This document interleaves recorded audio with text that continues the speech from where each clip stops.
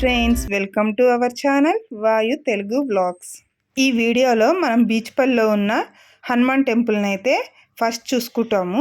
తర్వాత జోగులాంబ తల్లి దేవస్థానానికి కూడా వెళ్తాము. ఈ వీడియో స్కిప్ చేయకుండా ఎండ్ వరకు చూడండి. మన ఛానల్ని కొత్తగా ఎవరైనా చూస్తే సబ్స్క్రైబ్ చేసుకోండి.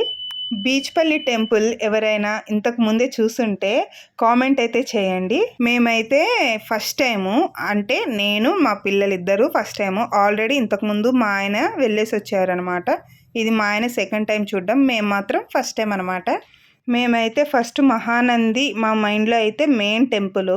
ఆ టెంపుల్ వెళ్ళే దారిలో మనకి ఇక్కడ నుంచి ఫస్ట్ బీచ్పల్లి వస్తుంది, తర్వాత మనకి జోగులాంబ దేవి దేవస్థానం అయితే వస్తుంది. ఇంకా ఈ రెండు టెంపుల్స్ మేము చూడలేము. మేము అంటే నేను నా పిల్లలు అనమాట. ఇంకా మా ఆయన ఆల్రెడీ చూశాడనమాట. ఇంకా అక్కడి నుంచి మేము టెంపుల్కి అయితే వెళ్తున్నాము. పిల్లలతో సరదాగా మాట్లాడుకుంటూ ఇలా వెళ్తున్నాము. ఇంకా టెంపుల్ అయితే మనకి గోపురము ఇవన్నీ చాలా అంటే చాలా బాగుంటాయి. ఇంకా పక్కన మనకి కృష్ణా నది కూడా ఉంటుంది. ఇంకా వర్షాకాలం ఆ టైంలో వస్తే మాత్రం ఇంకా అక్కడి నుంచి వెళ్ళలేరు అనమాట, అంత అందంగా ఉంటుంది. ఇంకా అక్కడ మనకి రూటు అంతా చాలా అంటే చాలా బాగుంటుంది. ఏం ఇబ్బంది పడాల్సిన అవసరం అయితే ఉండదు. ఇంకా బీచ్పల్లి టెంపుల్కి అయితే మంచి చరిత్రనే ఉంది. ఇంకా అందులోనూ ఇది ఓల్డ్ టెంపుల్, చూడ్డానికి ఇంకా చాలా అంటే చాలా బాగుంటుంది. ఈ టెంపుల్ వచ్చేసి మనకి తెలంగాణలోనే ఉంటుంది. ఒక రోజులో మంచిగా వెళ్ళేసి టెంపుల్ దర్శనం చూసుకొని అక్కడ నది తీరాన టైం స్పెండ్ చేసుకొని అక్కడ ఇంకొక టెంపుల్ కూడా ఉంటుంది. ఈ టెంపుల్ గురించి కూడా మీకు స్టోరీ ఉంది, అది కూడా చెప్తాను. స్కిప్ చేయకుండా ఎండ్ వరకు అయితే చూడండి, చాలా ఇంట్రెస్ట్గా ఉంటుంది. ఇంకా వీడియోలోకి అయితే వెళ్ళిపోదాం. ఈ వీడియోని లైక్ చేసి షేర్ చేసేయండి.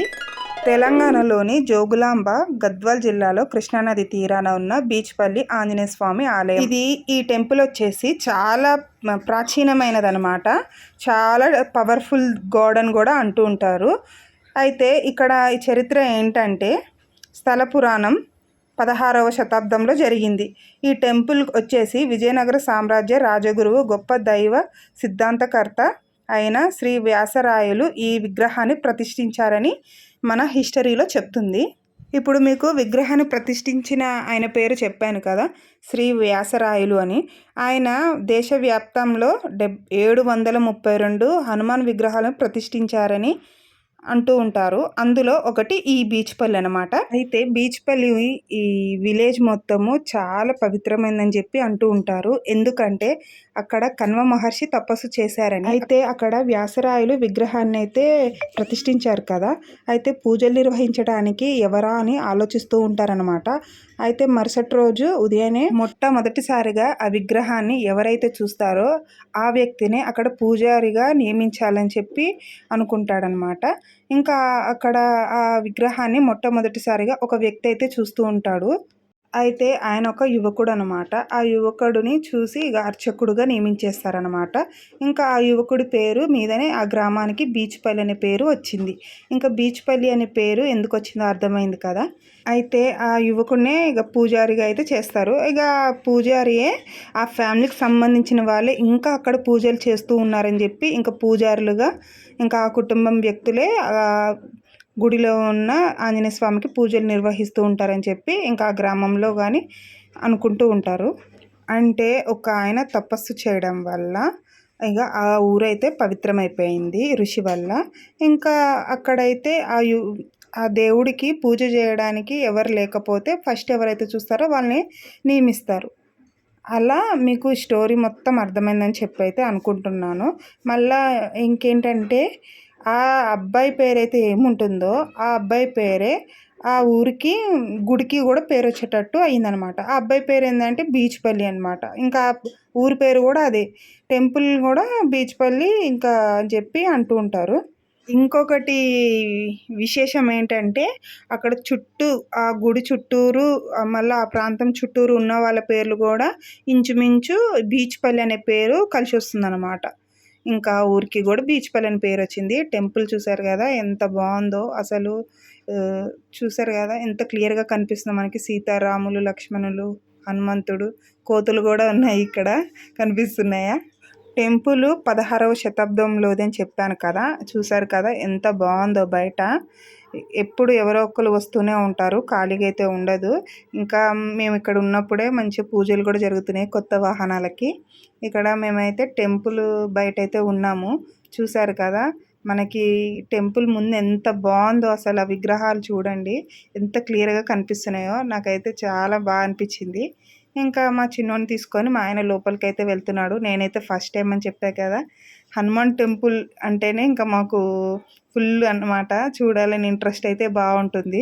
మనము టెంపుల్కి లోపల ఎంట్రీ అవ్వగానే లెఫ్ట్ సైడ్లో మనకి కొబ్బరికాయ, ఇంకా దేవుడికి సంబంధించిన తాళ్ళు, దారాలు, ఇంకా పసుపు కుంకుమలు అవి కూడా కనిపిస్తూ ఉంటాయి. ఇంకా అక్కడ కొబ్బరికాయ తీసుకొని కొంచెం ముందుకెళ్ళి కొబ్బరికాయ కొట్టేసేసి ఇంకా ముందుకైతే వెళ్ళాము.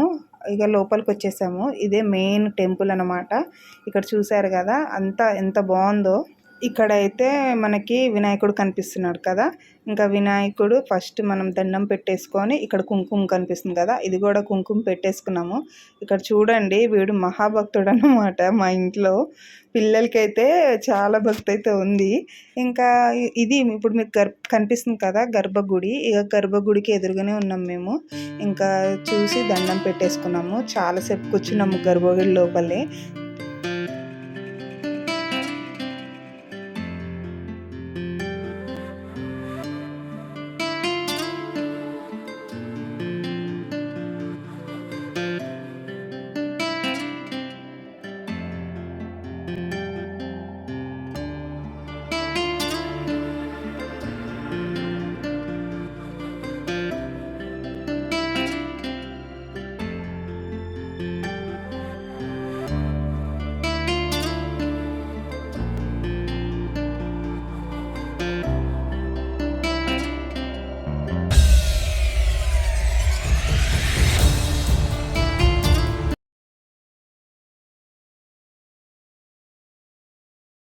దర్శనం చేసుకొని ఇంకా మేము పులిహోర, లడ్డు అయితే మనకి ఇక్కడ ప్రసాదంగా ఇస్తున్నారు.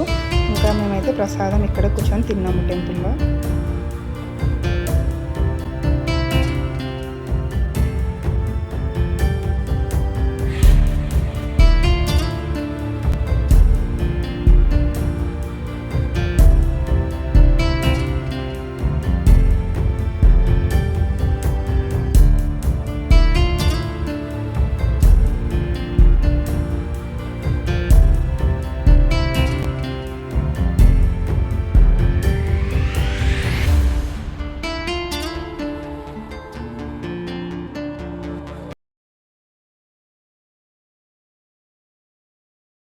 ఇంకా మనకి ఇక్కడి నుంచి నడుచుకుంటూ వెళ్తే ఒక 5 మినిట్స్లో కృష్ణానది అయితే వస్తుంది.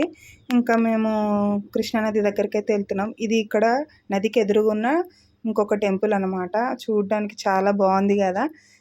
ఇక్కడ ఇవన్నీ చూడడానికి లొకేషన్ ఇవన్నీ చాలా అంటే చాలా బాగుంది. ఇంకా పక్కన ఉన్న ఇగో కృష్ణానది అనమాట. ఇప్పుడు ఎండాకాలం కదా, వాటర్ అయితే చాలా తక్కువగా ఉంది. ఇక్కడ పిండ ప్రదానం అయితే చేస్తూ ఉంటారని అక్కడ బోర్డు అయితే ఉంది. కనిపిస్తుంది కదా ఈ ప్లేస్. ఇక్కడ వాటర్ అయితే ఇక వర్షాకాలంలో అయితే ఫుల్గా ఉంటాయి. ఇంకా వాటర్ తక్కువ ఉండడంతో ఇంకా మేము అక్కడ కృష్ణానది వాటర్ తల మీద చల్లుకొని అయితే వెళ్ళిపోయామన్నమాట.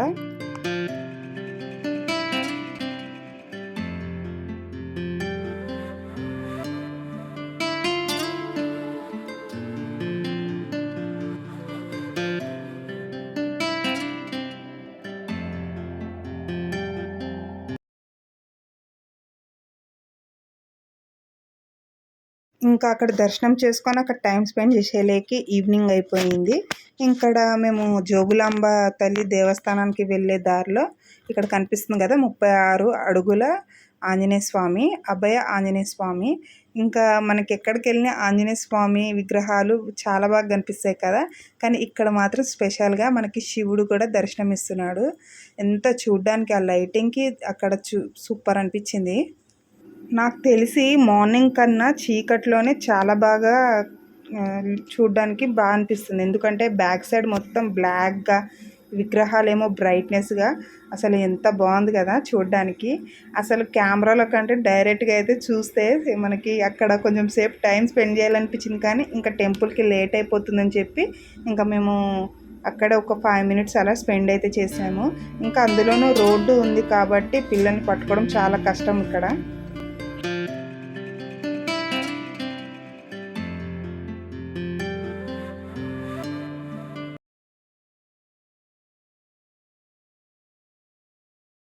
గద్వాల్ జిల్లాలో అలంపూర్లో వెలిసిన శ్రీ జోగులాంబ దేవి.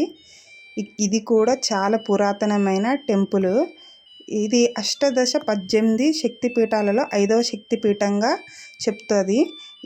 ఈ క్షేత్రం తుంగభద్ర మరియు కృష్ణా నదుల సంగమం ప్రాంతంలో ఉండటం వల్ల దీనిని దక్షిణ కాశీ అని కూడా అంటారు.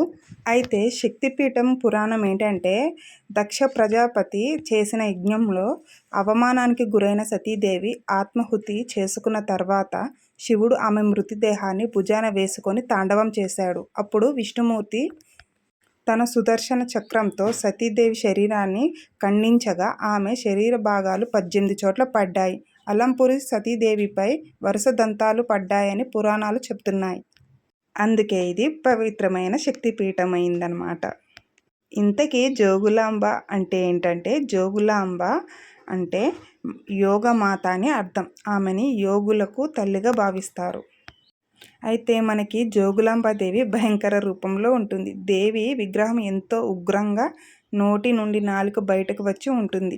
ఆమె తలపై బల్లి, పాము, తేలు మరియు కపాలం ఇవి ఉంటాయన్నమాట. ఇవి మానవులలోని దుర్గుణాలను మరియు రోగాలకు చిహ్నాలుగా పరిగణిస్తాయన్నమాట. కానీ ఇప్పుడు మీరు చూస్తుంది మాత్రం శివాలయం అన్నమాట. ఫస్ట్ మనకి శివాలయము దర్శనం చేసుకున్న తర్వాతే జోగులాంబ దేవి దర్శనం. ఇక్కడ మనం చూస్తున్నాం కదా, అసలు ఈ టెంపుల్ లోపల అయితే చాలా అంటే పురాతనమైన కట్టడాలు అయితే ఉంటాయి. కొన్ని విగ్రహాలు అయితే తలలు కూడా పోయి ఉన్నాయన్నమాట. అసలు చీకటి అయిపోవడం వల్ల వీడియోకి అంత క్లారిటీగా కనిపిస్తలేదు. ఇక్కడ మీకు కనిపిస్తుంది కదా, ఇవి రూట్ మ్యాప్స్. ఇవన్నీ పక్కనే ఉంటాయి. మనము ఆ శివాలయం దర్శనం చేసుకొని వచ్చిన తర్వాత ఇక్కడ పక్కనే ఉంటుంది. ఇప్పుడు మనం లోపలికి వెళ్తుంది కనిపిస్తుంది కదా, జోగులాంబాదేవి ఆలయం అనమాట. ఇక్కడ ఇక్కడ మనకి లోపలికి వెళ్ళగానే దర్శనాన్ని చేసేసుకొని బయటకు వచ్చేయడమే ఉంటుంది. ఎక్కువసేపు కూడా కూర్చొనియరు. మనకి లోపల వీడియో తీయడం కూడా కుదరదు అనమాట. ఇక్కడ మేము బయటకు వచ్చేసాక పక్కనే ఒక టెంపుల్ ఉంది. చూస్తే అక్కడ నంది తల అలా రెండు చోట్ల చూసాము, అలా విడిపోయి ఉండడం. అందుకే ఆ టెంపుల్ లాకేషన్ ఉన్నట్టుంది. ఇక్కడ చూసారు కదా, అది జోగులాంబ దేవి గుడి ఆలయం అనమాట. ఇక్కడ పక్కనే మనకి నది కనిపిస్తుంది. ముందుగా ఇక్కడికి వచ్చి ఇక్కడ అందరు స్నానం చేసి తర్వాత అయితే ఆలయంలోకి వెళ్తారనమాట. ఇక్కడ మొత్తం చీకటిగా ఉంది, అందుకే మేము అక్కడ ఏం స్నానం అయితే చేయలేము. అందులోనూ చీకటిగా ఉంటుంది కదా, అందుకనే ఇంకా మేము వెళ్ళలేము. ఇంకా ఇక్కడ అన్నసత్రం కూడా ఉంది. అయితే ఈ టెంపుల్ వచ్చేసి చాళుక్యుల కాలం నాటిదనమాట. 7వ శతాబ్దంలో చాళుక్యులు నిర్మించారని చెప్తూ ఉంటారు. ఇక్కడ శిల్ప కళలు అయితే మనకి చూడ్డానికి కనులు సరిపోవన్నమాట, అంత అందంగా ఉంటుంది. అయితే మనకి జోగులాంబాదేవి టెంపుల్కి హైదరాబాద్ నుంచి 210 కిలోమీటర్లు దూరంలో అయితే ఉంటుంది. మంచిగా వెళ్ళి రావచ్చు ఒక రోజులో. మనము దర్శనం చేసుకొని వెళ్ళే దారిలో మళ్ళీ ఆంజనేయ స్వామి అయితే కనిపించాడు. ఇంకా చూసుకుంటూ అలా వెళ్ళిపోయాము. చూసారా ఎంత చీకటి అయిపోయిందో. ఇక్కడ చూసారా రైల్వే స్టేషన్ లాగా అస్సలు లేదు కదా, చాలా బాగుంది. ఇక జోగులాంబాదేవి రైల్వే స్టేషన్ అనమాట. ఇక్కడికి మనం రైల్వే స్టేషన్లో దిగి ఇక్కడి నుంచి చాలా తొందరగా వెళ్ళిపోతాం అనమాట. ఒక 20 మినిట్స్లో వెళ్ళిపోవచ్చు. రైల్వే స్టేషన్ చూసారా ఎంత పెద్దగా ఉందో. ఇక్కడ ఏమీ టెన్షన్ పడాల్సిన అవసరం లేదు. మనకి రూట్ మ్యాప్ కూడా కరెక్ట్గానే చూపిస్తుంది. అందులోనే మనకి రోడ్డు మీదనే మ్యాప్లు కూడా చూపిస్తుంటుంది ఏ దారిన వెళ్ళాలి అనేది. అయితే ఇప్పుడు 2 గుళ్ళు దర్శనం అయితే మాకు చాలా బాగా జరిగినాయి. ఇంకా ఈ సెకండ్ టెంపుల్ ఏంటంటే చీకట్లో చూడాల్సిన టెంపుల్ కాదు, మార్నింగ్ చూస్తే హైలైట్గా ఉంటుందన్నమాట. బీచ్పల్లి టెంపుల్ గురించి, జోగులాంబ దేవి దేవస్థానం గురించి మీకు అర్థమైందని నేను అనుకుంటున్నాను.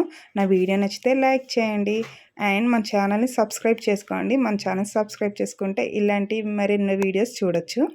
And like and comment. ఈ టెంపుల్కి రాకపోతే కంపల్సరీ రావండి. మనము తెలంగాణలో దగ్గరే పెట్టుకొని చూడకపోతే ఎలా. Thank you for watching.